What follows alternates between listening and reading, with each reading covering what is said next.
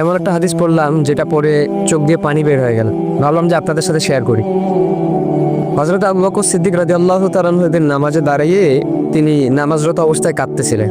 নামাজ শেষে একজন সাহাবী জিজ্ঞাসা করলেন, হে আবু বকর, আপনি নামাজের মধ্যে কাঁদতেছিলেন কেন? আমি সংক্ষেপে বলতেছি আপনাদেরকে।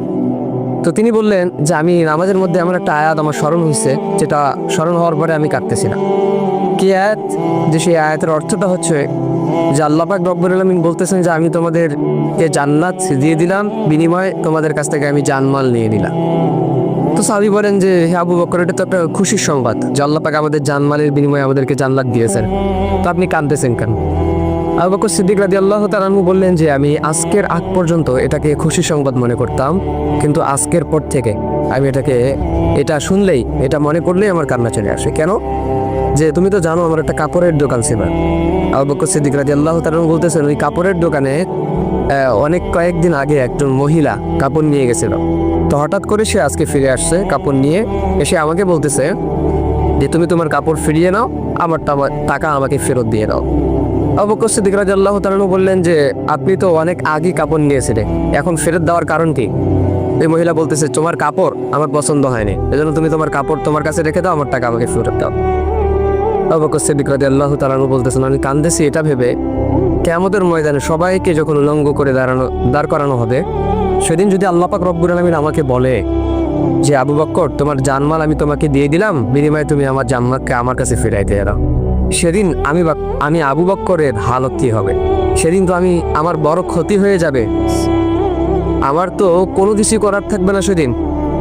এজন্য প্রিয় ভাই, এই হাদিস থেকে এতটুকু শিক্ষা যে আল্লাহ পাক রব্বুল আলামিন আমাদেরকেও যদি কিয়ামতের দিন বলে যে তোমাদের জানমাল তোমাদেরকে ফিরিয়ে দিলাম, বিনিময়ে আমার জান্নাত আমাকে তোমরা ফিরিয়ে দাও, সেদিন আমাদের কি হালত হবে? কারণ আল্লাহ পাক রব্বুল আলামিন যদি বলেন যে তোমার সালাত, তোমার নামাজ, তোমার রোজা, তোমার হজ, তোমার যাকাত, তোমার জিকির আজগার কোনো কিছু আমি আল্লাহ পাক রব্বুল আলামিনের দরবারে পছন্দ হয় নাই, সুতরাং তোমার জানমাল তুমি তোমার কাছেই রাখো, আমার জান্নাত আমার কাছে ফিরাই দাও। তো আপনি ভাবেন তো, অনুভব করেন তো যে সেদিন আমাদের হালতটা কি হবে? সেদিন আমরা কোথায় যাব? আমাদের পরিস্থিতি, পজিশন সেদিন কোথায় থাকবে? সেদিন তো কেউ কাউকে চিনবে না, সবাই শুধু হাহাকার হয়ে ছুটবে এক একটা নেকির জন্য। তো সেদিন আমাদেরকে যদি আল্লাহ পাক রব্বুল আলামিন এভাবে ধরে ফেলেন, তো সেই আল্লাহ তাআলার কাঠগড়া থেকে বাঁচানোর ক্ষমতা আমাদের ফিরে নেই। আপনি দুনিয়ার কাঠগড়া থেকে চাইলেই আপনি কিন্তু বাঁচতে পারে, কিন্তু আল্লাহর কাঠগড়ায় যদি আপনি ধরা খেয়ে যান, তো সেখান থেকে বাঁচার কোনো উপায় নাই।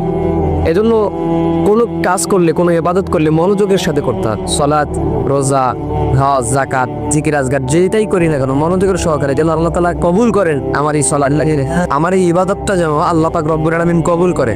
তো সেই দিকে লক্ষ্য করে আমাদেরকে ইবাদত করতে হবে, আল্লাহর সন্তুষ্টি আমাদেরকে অর্জন করতে হবে। আমাদের মূল টার্গেট হতে হবে জান্নাত লাভ করার। এখন জান্নাত লাভ করতে গিয়ে আপনাকে দুনিয়াতে যা যা করতে হয়, যা যা ইবাদত করতে হয়, যেটাই করা লাগুক না কেন সবকিছু আপনাকে করতে হবে। চাই সেটা বাতিলের বিরুদ্ধে জিহাদ হতে পারে, চাই সেটা নামাজ দিয়ে হতে পারে, রোজা দিয়ে হতে পারে, গরিব মিসকিনদেরকে হেল্প করে হতে পারে, সুদ ঘুষ জেনাবে বিচার ছেড়ে আল্লাহর সন্তুষ্টি অর্জন করে হতে পারে, নবীর সুন্নাহগুলো মেনে হতে পারে। সো যেই দিক থেকে আপনার মনে হবে যে না আমি জান্নাতটা কামাই করতে পারবো, হাসিল করতে পারবো, সো সেই কাজগুলোই আমাদেরকে করতে হবে।